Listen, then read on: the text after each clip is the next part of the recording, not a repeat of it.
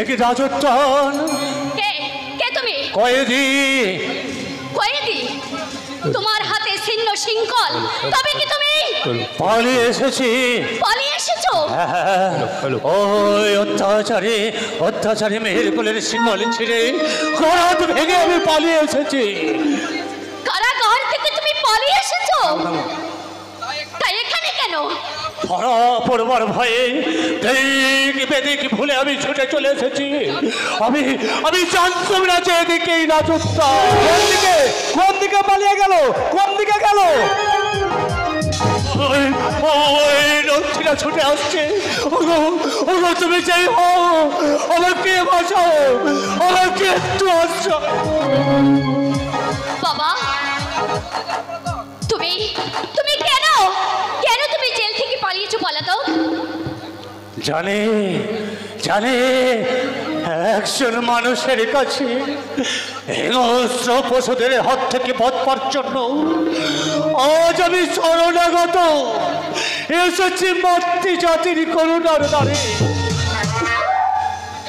তুমি জানো না পলাতক, কার কারাগার ভেঙে তুমি পালিয়ে এসেছো? আমি তারই কন্যা। অত্যাচারী মেহের কুলের কন্যা তুমি? তাহলে তুমি কি আবার আমায় ধরিয়ে দেবে?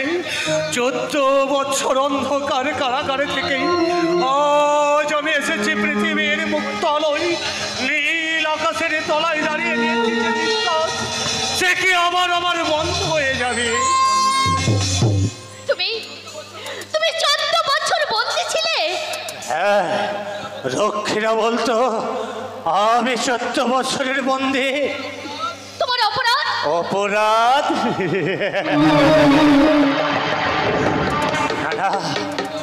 বিনা অপরাধে বিনা বিচারে তোমার পিতা আমাকে বন্দী করে রেখেছিল। তোমার পরিচয়? আমার পরিচয়? হ্যাঁ পলাতক, বলো তোমার পরিচয় বলো। জানে না কি পরিচয় আমার?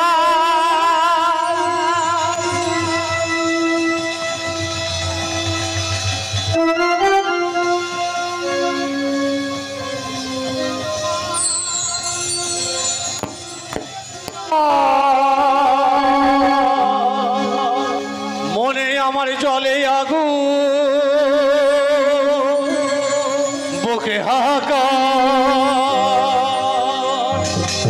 বুকে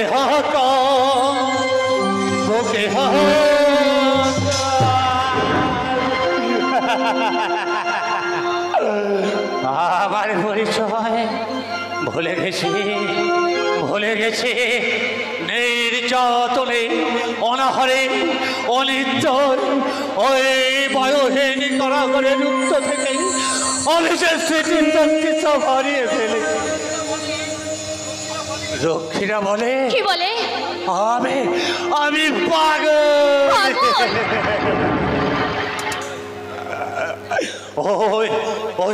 ওই রক্ষীরা ছুটে আসছে।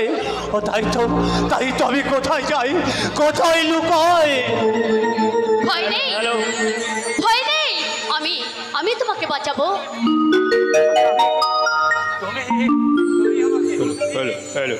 হ্যাঁ, তোমার প্রাণে এত দয়া। গত জন্মে তুমি নিশ্চয় আমার মা ছিলে।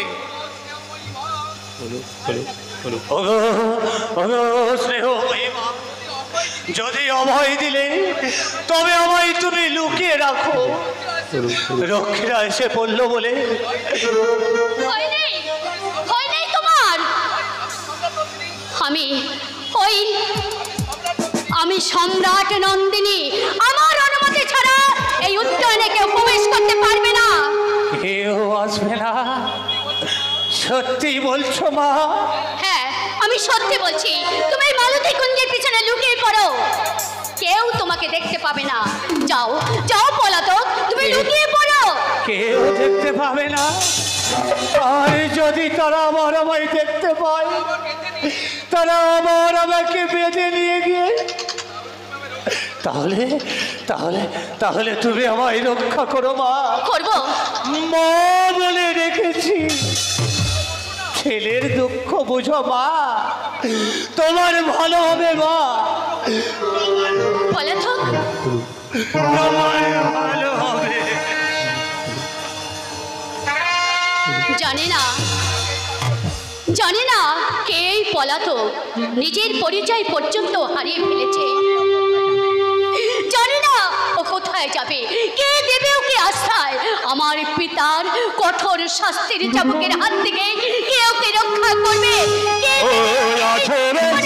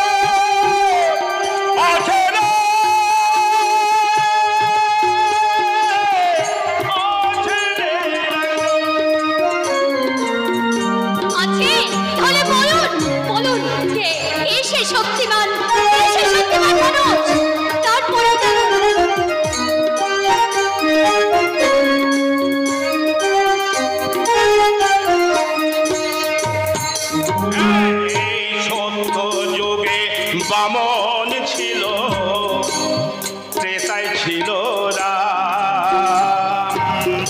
দাপরে তো বৃন্দাবনে নব ঘন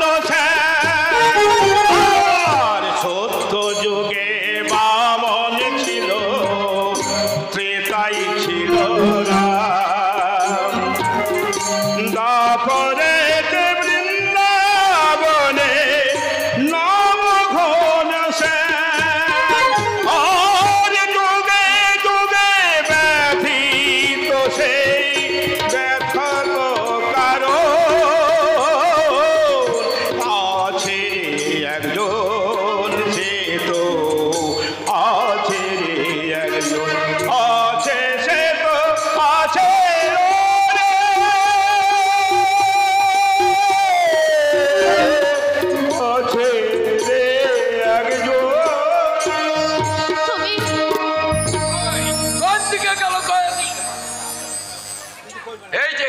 সামনার নন্দিনী। আচ্ছা, এখানে একজন বন্দীকে ছুটে আসতে দেখেছেন কি? কই না তো দেখেননি, কিন্তু রক্ষীরাজে বললে চৌদ্দানের দিকে ছুটে এসেছে। তারা ভুল বলেছে।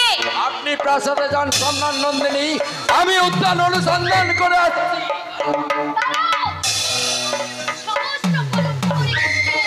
কারাগার ভেঙে বন্দী পালায় কি করে?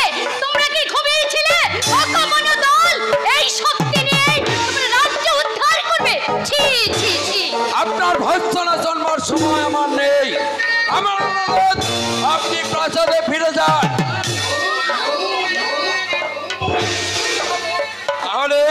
তাহলে আমি বাধ্য হব আমার সৈন্যদের উদ্যান অনুসন্ধান করতে।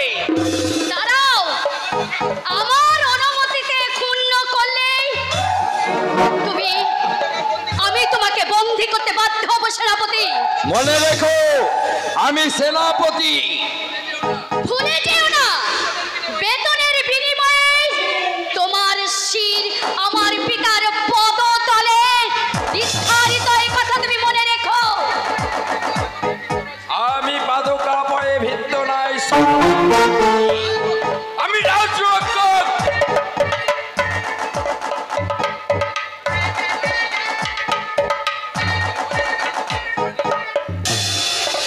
আমি বলছি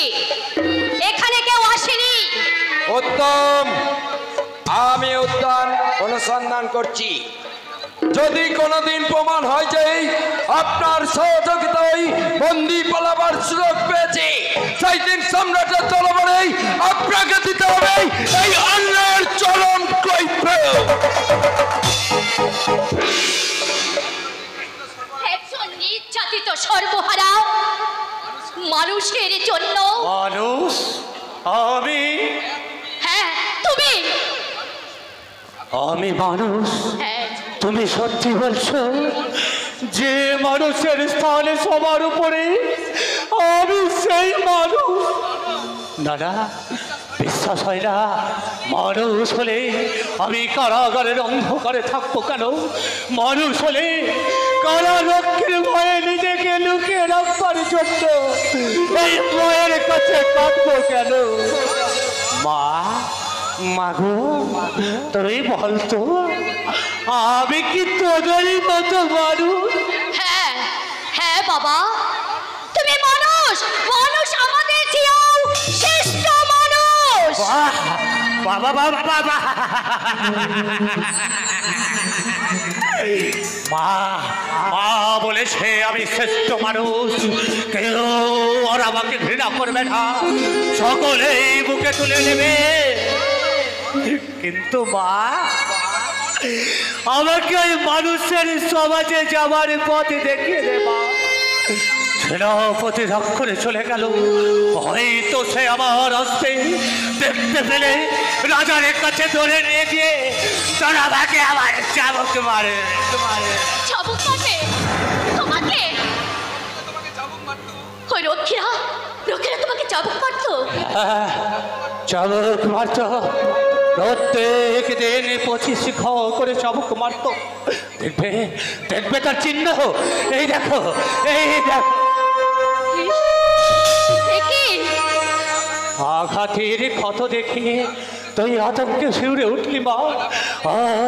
আর আমি দিনের পরে দিন আঘাত সয়ে এসেছি, রক্তের নদী বয়ে গেছে, আত্মনাদের কারাগারে পাথর প্রাচীর কেঁপে উঠেছে, কিন্তু রক্তের প্রাণ চলেনি। সে তার প্রভুর আদেশ পালন করেছে। ক্ষতের উপর আঘাতের পর আঘাত করে তাদের অবিচার যখন আমার স্মৃতি শক্তি কেড়ে নিলে, ক্ষত যখন গভীর হয়ে আমাকে অস্থির করে তুললে, অত্যাচার যখন অসহ্য হয়ে উঠল, তখন জেগে উঠল আমার অন্তরের ঘুমন্ত রাক্ষসটা। ঘিরে ফেললুম হাতের শৃঙ্খল, কারাগারের গরাজগুলো পদক্ষেপে চুরমার করে কারারক্ষীকে ধরাশায়ী করে আমি লাফ দিয়ে পড়লাম এই পথের উপরে। তারপর আমি পালিয়ে এলাম এখানে। শান্ত হও, শান্ত হও বাবা, তুমি শান্ত হও। ওরে মা,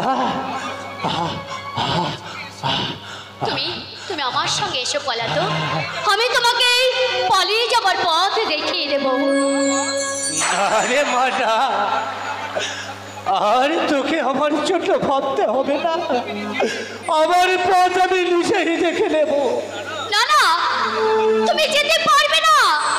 চতুর্দিকে রক্ষীরা পহরে দিচ্ছে, তাদের নজর থেকে তুমি কিছুতেই পালিয়ে যেতে পারবে না। বাবা বলে রেখেছি। হ্যাঁ বাবা। স্নেহের আঁচলে আমার ব্যথার অস্ত্র মুছিয়ে দিয়েছিস, অভয় কোলে আশ্রয় দিয়েছিস।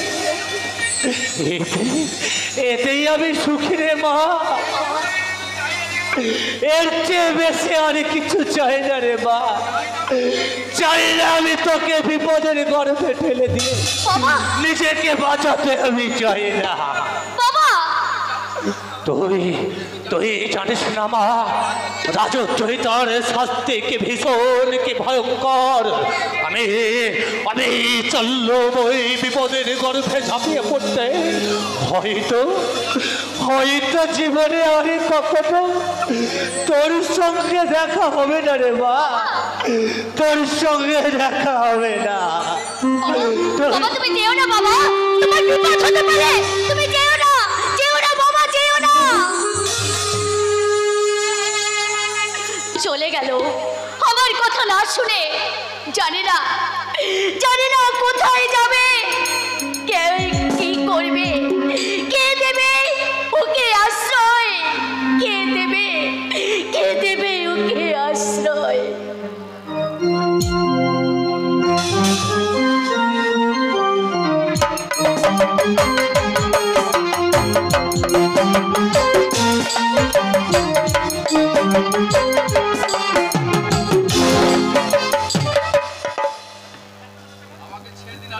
আমাকে ছেড়ে দিন আচার্য। ওই নদীর জলে ঝাঁপ দিয়ে আমি সকল যন্ত্রণার হাত থেকে মুক্তি পেতে চাই। তোমার পত্নী কন্যার সাথে কি মরতে চাও নরোত্তম? বাঁচতে তো আমি চেয়েছিলাম নরোত্তম, কিন্তু এই মিহির ফুল আমায় বাঁচতে দিল না। মুন্দস্যু দল ঘরে আগুন দিয়ে আমাকে বন্দি করে নিয়ে ছিনিয়ে নিয়ে গেল আমার দীপার অঞ্জলি। স্থির হও নরোত্তম। স্থির হতে আমি পারছি না আচার্য। ও সে কি ভীষণ দৃশ্য! পদাঘাতে কষাঘাতে আমাকে জর্জরিত করে ওই পিশাচ মিহির কুল পাশবিক অত্যাচার করে হত্যা করলো আমার দীপার অঞ্জলিকে। তারপর তারপর তাদের দেহ দুটো ভাসিয়ে দিল ওই নদীর জলে। আপনি আমায় ছেড়ে দিন আচার্য। তাদের সাথে আমিও ভেসে যেতে চাইছিল শান্তির দেশে। তোমার বাঁচবার প্রয়োজন নরোত্তম। যা দেখে না কিন্তু এখনো তো আছে। নরোত্তম তোমার গতকে গ্রহণ করো। কি বলছো তুমি আচার্য? আমি ঠিক বলছি নরোত্তম। দেশের কুললক্ষীদের সতীত্ব রক্ষার ভার গ্রহণ করো তুমি। আমি গ্রহণ করব মা বলতে ধর্ম রক্ষার ভার, কিন্তু আচার্য আমি যে সর্বহারা দিন। ভুলে যাই নরোত্তম, আমরা বীর প্রসবনী ভারত মাতার সন্তান, বীরের বংশধর আমরা। চোখের জল মুছে ফেলেই ভুলে যাও অতীতের ব্যথা। বুকে তুলে নাও তোমার বুক জোড়া ধরে মানিককে। বাবা তুমি কেঁদো না, মার দিদির জন্য আমি আর কাঁদবো না। কাঁদবি না মানি? তোর মার দিদিকে ভুলে থাকতে তুই পারবি? পারবো বাবা। রাত্রে ঘুমিয়ে ঘুমিয়ে স্বপ্নে আমি দেখলাম মা আমার মাথার কাছে বসে চোখ মুছিয়ে দিয়ে বলছে, মানিক আমায় ভুলে যা, দেশ জননীকে তুই মা বলে ডাক, মাতৃহত্যার প্রতিশোধ নিতে দেশের মা ভগ্নীদের তুই জাগিয়ে তো। শুনেছ শুনেছ নরোত্তম, এখনো কি তুমি মরতে যাও? সন্তানের মুখেই তোমার পত্নীর আদেশ আনি শুনেও কি তোমার অন্তরে ঘুমন্ত শক্তিটা জেগে উঠছে না? যাবে না আচার্য, মা বলেছেন জাগরণ গান না গাইলে জাতির ঘুম যে ভাঙবে না। তুমি আর ভাবনা কি নরোত্তম? সতীর আশীর্বাদেই ঈশ্বরের করুণায় মানিকের জাগরণ গানে ভেঙে যাবে এবার জাতির মহানিদ্রা। গাও গাও মানিক সেই জাগরণ গীত। জাগো না জান, জাগো না জান, আমাদের প্রতিবাদ রক্ত লেখায় লাল হয়ে লেখা আছে দেওয়ালে দিঘায়। শুরু হবে সত্যের সংগ্রাম। জাগো না জান,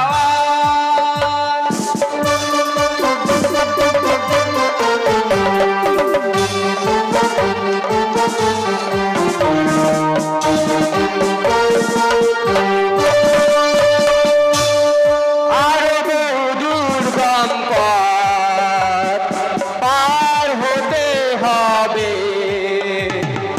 নির্মম কত যে আঘাত বুকে নিতে হবে। আরো বহু দুর্গম পথ পার হতে হবে, নির্মম কত যে আঘাত বুকে নিতে হবে। জাগো না জান, আমাদের প্রতিবাদ রক্ত লেখায় লাল হয়ে লেখা আছে দেওয়ালের গায়। শুরু হবে সত্যের সংগ্রাম, শুরু হবে সত্যের সংগ্রাম, শুরু হবে সত্যের সংগ্রাম। বাহ বাহ, চমৎকার জাগরণ সঙ্গীত নরোত্তম।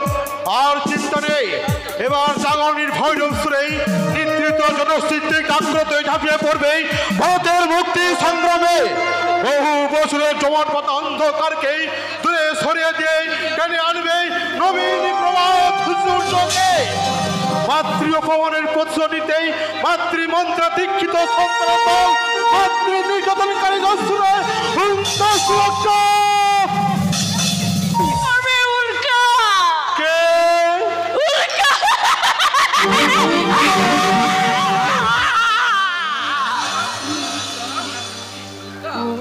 উল্কা আমি উর সম্রাট শ্রেষ্ঠ উল্কা যে কক্ষচ্যুত হয়ে আজ ধ্বংসের বীজ মন্ত্রে ঘুরে বেড়াচ্ছি। কে মা তুমি? আমি নয়নে প্রতিহিংসার অনল, বদনে শোকের ছায়া, এলাই তো কেশব দাও ছিন্ন বসন ভীষণ উদ্ভাসিত হয়ে পথে পথে ঘুরে বেড়াচ্ছ, তুমি কে মা? আমি দশমীর কলকাতা হিন্দু নারী। ধর্ষিতা হিন্দু নারী। মা, দস্যু মিহিরকুল আমার পত্নী কন্যাকে ছিনিয়ে নিয়ে গেছে, নেবে না। যে দেশের মানুষের দল আর পানের ভয়ে ওই বিদেশি চাবুকের তলায় পিঠে ফেসে দেয় নারী মুদ্রায় লাঞ্ছনা থেকে, যারা এখনো ভগবানের দোহাই দিয়ে থাকে, তাদের মানবিক শর্ত করে না, তাদের এইরকম দুর্দশা হয়। মা, আমরা যে দুর্বল শক্তিহীন, রাজার বিরুদ্ধে দাঁড়াবো কেমন করে?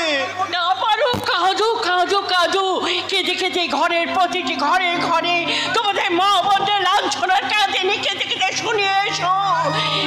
আর কি করবে তোমরা? তোমরা বিলাসিতায় অলসিতায় মেরুদণ্ড সোজা হয়ে দাঁড়াতে পারবে না, তাদের এইরকমই হয়, বুঝেছো?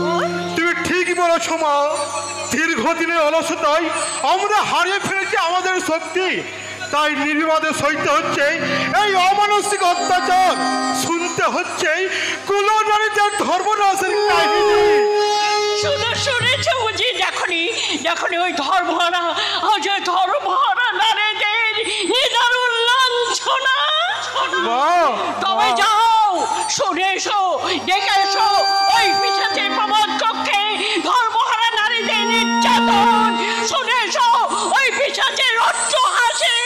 হ্যাঁ, এখন ওই দেশের মানুষগুলো এখনো ঘুমিয়ে আছে, তাই তো ভাইয়ের জন্য ভাইয়ের সন্তানীদের আজ ভাই যায় হাততালি, ভগ্নির লাঞ্ছনায় ভগ্নি পেট্রোপের হাসি হাসে। যতদিন এদের মুখে মাছ না পড়বে, তারা ততদিন কিছুতেই এই প্রতিবাদ করবে না। মা, কে কে রে? কে আমার মা বলে ডাকলে বলতো? আমি মা। তুই তুই তুই আমার মা বলে ডাকলি? হ্যাঁ মা, আমারও মা নেই। ও, তুই বুঝি সেই অভাগিনীর সন্তান? আয় বাবা, আমার বুকে আয়। আমার কি সান্ত্বনা, তোর মতো আমারও তো দুটি পুত্র সন্তানে ছিল রে, ঠিক তোরই মতো দেখতে রে। তাদের কি নাম ছিল মা? দশধর্মন আর মধুমতি। ছেলেটি জানিস, ছেলেটি 8 বছরের আর মেয়েটি 1 বছরের। তোমার সন্তানরা কোথায় মা? অতীতের অন্ধকারে হারিয়ে গেছি গো, আমি চিরদিনের মতো হারিয়ে ফেলি। তোমার পরিচয় শুনে বিশ্বাস করতে পারবে ব্রাহ্মণ? বলো মা। আমি মানবের মহারানী অন্নপূর্ণা। তুমি মানবের মহারানী? হ্যাঁ ছিলাম। আমাদের জননী? একদিন ছিলাম আজ আমি মহারানী? শয়তান মেহের কুলের অত্যাচারী মানবের মহারানী আজ মৎস্য মেহের কুলের অত্যাচারী ডাকছি। আমি একটা তার পেতাত্তা। ও জ্বলে যাচ্ছে আমার মুখটা হাওয়া করে জ্বলে যাচ্ছে। রক্ত চাই, শয়তান মৎস্য মেহের কুলের রক্ত চাই। প্রতিশোধ। স্থির হও মা, স্থির হও। সব কথা শুনলে না তোমরাও স্থির থাকতে পারবে না গো। জানো 14 বছর পূর্বে একদিন অপরাহ্নে ওই দস্যু আমাদের মানব রাজ্য আক্রমণ করলো, আর তারপর আমার স্বামীকে বন্দি করে নিয়ে গিয়ে আমাকে শয়তানরা চিনিয়ে নিয়ে গেল ওই দস্যুর প্রমোদ কক্ষে। মানবের রাজশক্তি সেদিন কি ঘুমিয়েছিল মা? অতর্কিত আক্রমণে সৈন্যগণ রক্তাক্ত দেহে সৈন্যবর্ষে ঘুমিয়ে পড়ল ও সেই ঝঞ্ঝানায় প্রাসাদ থেকে পেয়ে উঠল। আজ নররক্তে, আজ প্রসাদে পান্তর, রাজপথে রাজ্যের দুপট বয়ে গেল। আপনার পুত্রকন্যা তখন কোথায় ছিল মা? যশোধর্মন ছিল গুরুগৃহে, আজ শিক্ষা লাভ করার জন্য গুরুগৃহে ছিল। আর মধুমন্তী, আমার মধুমন্তীকে আমার মুক্তিকে চিনিয়ে নিয়ে গেলে তারা কে হত্যা করলো কিনা আমি জানি না। আর মহারাজ আজ সেদিন আমি যখন গেলাম তখন তিনি বেঁচে আছেন না মরে আছেন না আজও জানি না। আমাকে শয়তানটা জোর করে ধর্মহারা করে পথের ধুলোয় ফেলে দিল। আমি তখন মূর্ছিতা জ্ঞান ফিরতেই দস্যুর কাছে আমার স্বামীর ক্ষমা প্রাণ ভেঙে চাইলাম, কিন্তু ওই দস্যু আমাকে লাঠি মেরে মুখে দুটো মেরে তুলে ফেলে দিল। আমি কাঁদতে কাঁদতে আবার মানব রাজ্যে গেলাম আমার পুত্র কন্যাদের সন্ধানে, কিন্তু ভেঙে দেখলাম জানো সেখানে সেখানে তারা নেই, রয়েছে ধ্বংসস্তূপ।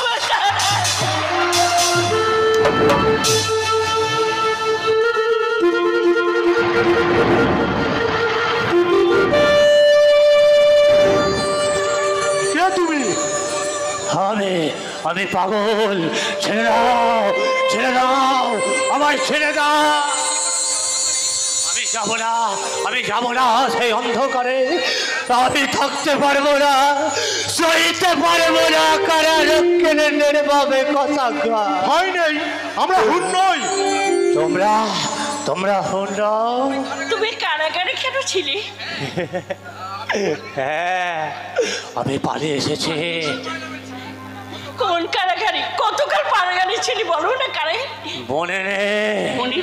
এই যে অন্ধকার, এই রকমের জমাট বাঁধা অন্ধকারে ছিলাম আমি। কোথায় বাড়ি ছিল তোমার? আমার বাড়ি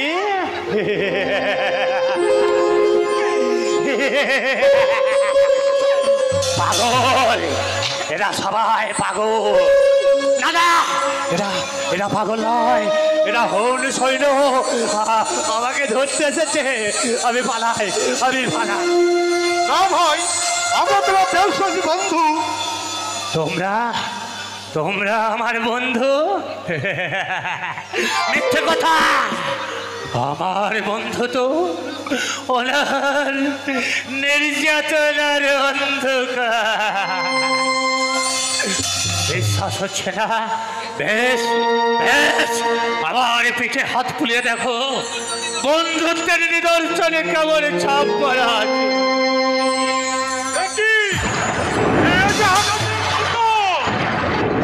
বন্ধুত্বের নিদর্শন।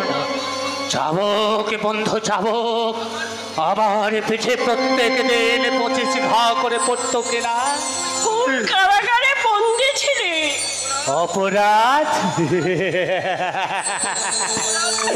অপরাধ করলেই কি বুঝি কারাদণ্ড হয়, আর না করলে হয় না? কে বললে কথা? খবর রাখো, প্রতিদিন কত মানুষ বিনা অপরাধে কারাদণ্ডে যাচ্ছে। ওই শয়তানের রাজারের কাছে কোনো বিচার থাকে না। দোষী নির্দোষীর একই বিচার। দাদা, আর আমি কথা বলবো না, বুঝেছি? কথার ছলে ভুলিয়ে রেখে তোমরা আমাকে আবার ধরিয়ে দেবার মনে মনে ফোন দিয়ে যাচ্ছ।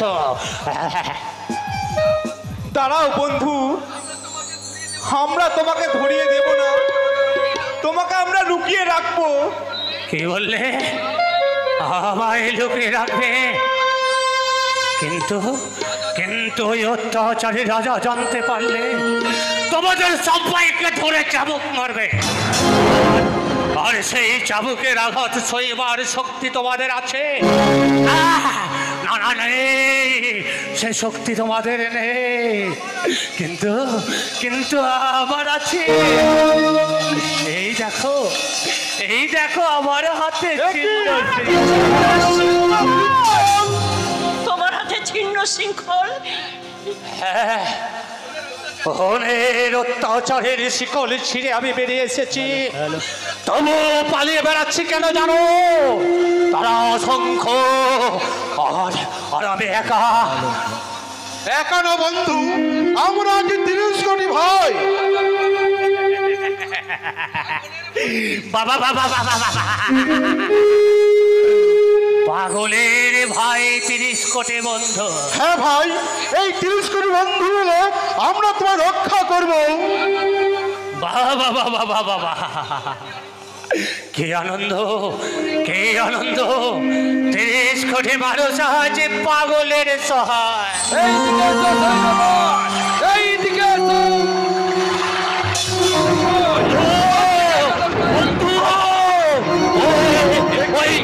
সৈন্য আসছে, আমাকে একটু লুকিয়ে রাখো। এই যে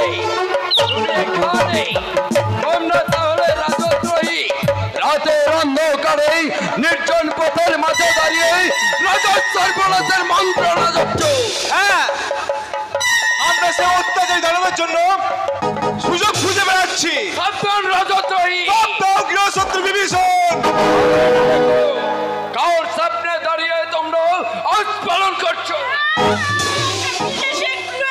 কুকুরের সামনে। নারী, এই রাজদ্রোহিতার পরিণাম কি তা তুমি জানো নারী? তোমার রাজদ্রোহিতার পরিণামকে একবার চিন্তা করে দেখেছো? বিভীষণ, এদিন থাকবে না যখন এই 33 কোটি ভারতবাসী তোমার রুখে দাঁড়াবে, তখন কি করবে তুমি? চুপ করো, চুপ করো নারী। অত্যাচারের মূল্য আরে আকাশে সূর্য কোনদিন অস্ত যাবে না। উত্তর পশ্চিম ভারতের দিকে গর্বে উঠছে হুন জাতির বিজয় পতাকা। হুন শির ঝলা ঝলাই তত্তার করে কম্পিত ভারতের সবগুলি রাজ্য। বুঝতে পারছো নারী, এই বিরাট শক্তি ধ্বংস করে তোমরা কোনোদিনই পারবে না এই এরা থেকে স্তম্ভকে চূর্ণ করতে। কি বললে? পারবো না? নিশ্চয়ই পারবো, নিশ্চয়ই পারবো। বন্ধু বলেছে আমরা 30 কোটি ভাই, 30 কোটি তরবারে যদি একসঙ্গে বিদ্যুতের বিরুদ্ধে ঝলমল করে ওঠে, তাহলে তোমাদের মতোই 10-20 হাজার হুনের মাথা পথের ধুলায় গুড়িয়ে যাবে। কয়েদি সাবধান! এখন আমি ভাইয়ের কাছে দাঁড়িয়ে আছি, ওই চাবুক তুলেছ কি এরা তোমার হাত পা ভেঙে ঘুরিয়ে দেবে। বটে, এত দক্ষ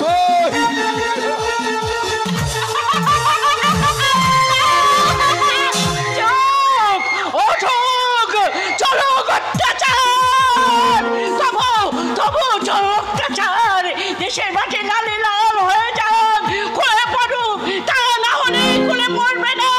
ওই ঘুম ভাঙবে না 33 কোটি জনগণের, বসে পড়বে আজ আমার নরম করছে নর নারীদের অবকণ্ঠন। ওরে 33 কোটি ভারতবাসী, তোরা যাক, দেখ তোদের মনে আজ তোদের সন্তানের আজ লাঞ্ছনা। তোরা তোদের ভাইদের রক্ষা কর, রক্ষা কর।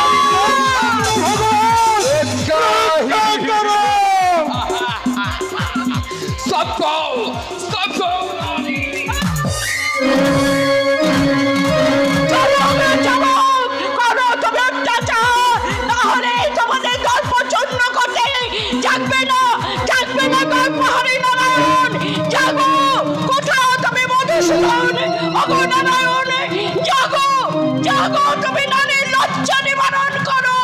ওরে ওরে পুত্ররা, রক্ষা কর, রক্ষা কর।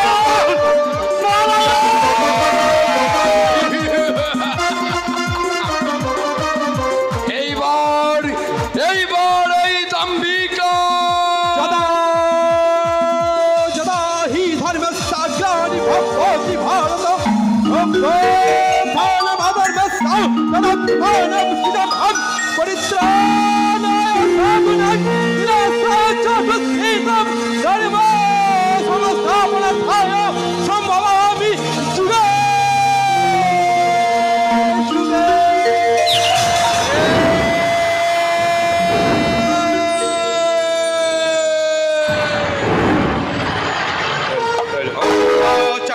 ভারতবাসীর অন্তরের অভিশাপ দেশদ্রোহী বিভীষণের সাক্ষাৎই সময় অমনিশার দুর্যোগে ভরা রজনীর ঘনন্ত করে ভারতের মাটি ফুলে উঠেছে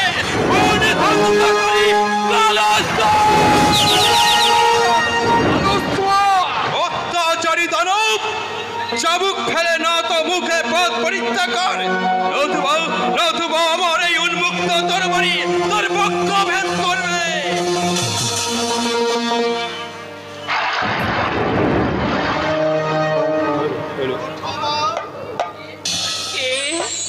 কে আমাকে মা বলে ডাকলে? আমার সন্তান, আমার সন্তান? না না, আমার যশোর হরমোন মধ্যবর্তী অনেকদিন আগে মরে গেছে। আমি অনেকদিন তার মুখে মা ডাকে শুনিনি। আর আমাকে তোমরা কেউ মা বলে ডাকো না, আমি মা ডাক শুনতে পারবো না। মা ডাকে যে বড় জ্বালা গো, আমি কাঁদতে পারবো না গো, আমি কাঁদতে পারবো না। আর তোমায় কাঁদতে হবে না মা।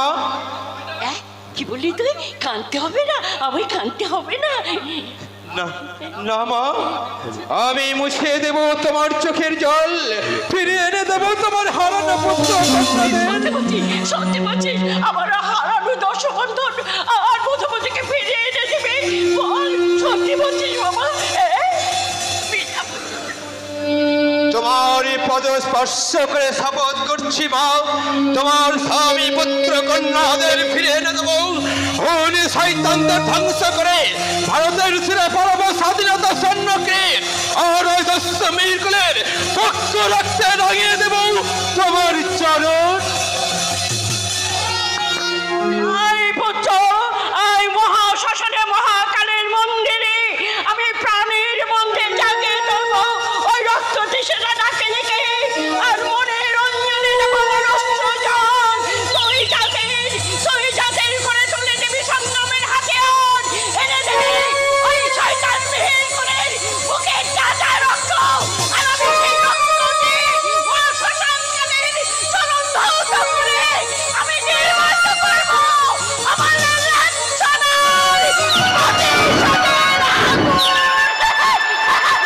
আপনি কে মহাপুরুষ? ভারতের সন্তান।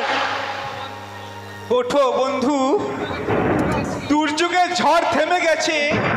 ওঠো, চেয়ে দেখো সামনে তোমার কে।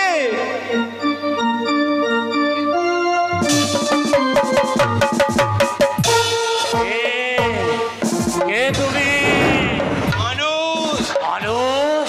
হ্যাঁ, হলি সাম্রাজ্যবাদের অবসান করেই ভারতের স্বাধীনতা ফিরে আনবার জন্যই আমার এই ছত্রবেশ জীবন পান করেই দেশোদ্ধারের জন্য দেশবাসী দলে দলে ঘুরে বেড়াচ্ছি সাহায্যের জন্য।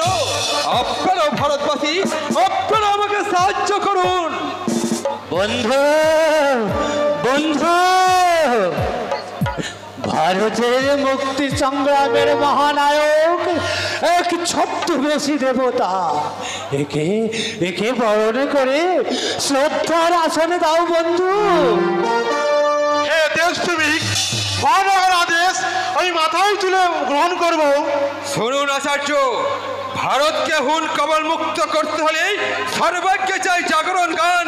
আমি গাইবো সেই জাগরণ গান। চাই সংগ্রামের অস্ত্র, আমি তৈরি করবো সেই সংগ্রামের অস্ত্র।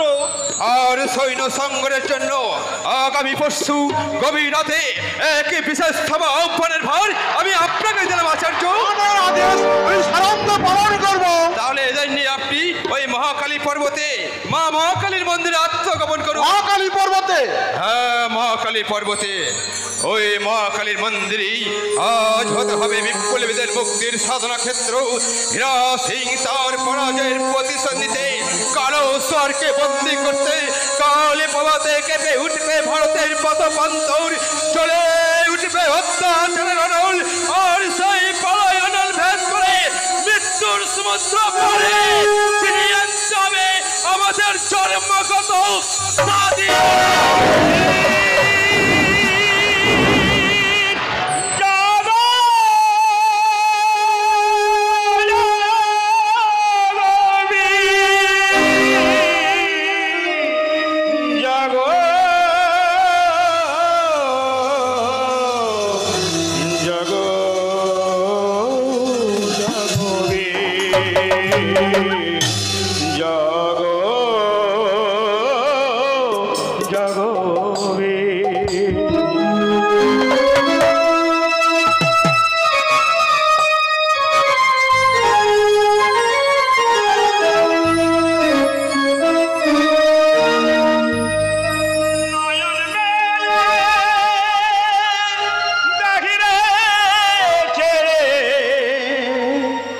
জন্মভূমির